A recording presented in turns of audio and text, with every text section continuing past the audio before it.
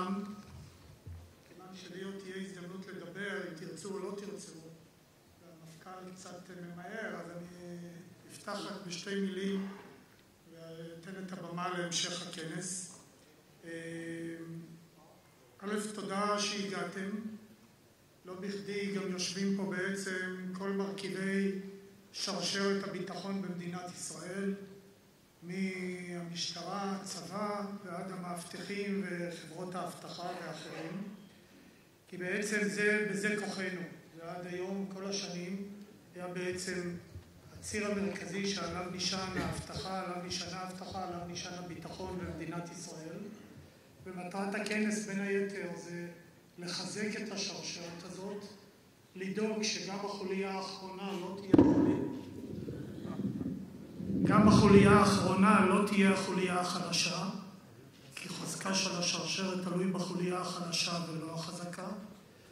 להעלות לסדר היום סוגיות בתחום האבטחה, שלצערנו לא פעם לא מטופל כמו שצריך, הקשורים לתפיסת האבטחה, הקשורים לנשק בידי אזרח, נטל או נכס, ועד כמה האבטחה היא נושא כולל ומורכב, ולא רק מאבטח ושער, אלא תהליך שלם שצריך להתכונן עליו, צריך להתארגן איתו וצריך לעסוק בו, ובנושאים האלו נעסוק. אנחנו עושים את הכנס היום וגם דווקא על רקע התקופה הזאת, וגם על רקע הדיון הציבורי שמתפתח בשבועות ובחודשים האחרונים. אני חושב שבכנס הזה יש יכולת לתת אמירה גם לתחום הזה, כמו שמקובל להגיד, תנו לצה"ל לנצח, מקובל גם וצריך להיות מקובל וצריך להיות מקובל להגיד, תנו למשטרה לנצח, תנו למערך האבטחה האזרחי לנצח.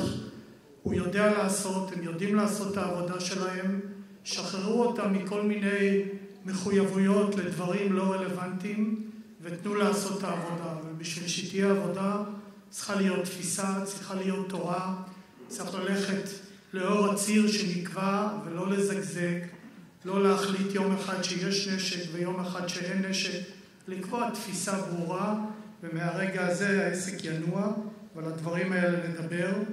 אני רוצה להודות למי שעומד מאחורי הכנס ותרם ועשה ועבד קשות בשביל להביא אותו למקום שבו הוא נמצא, ולקוות בשם כולנו שיהיה לנו גם כנס מעניין, אבל גם פורה, וגם שאת התוצאות שלו אפשר יהיה להמשיך להוביל בשנה הקרובה ובשנים הקרובות.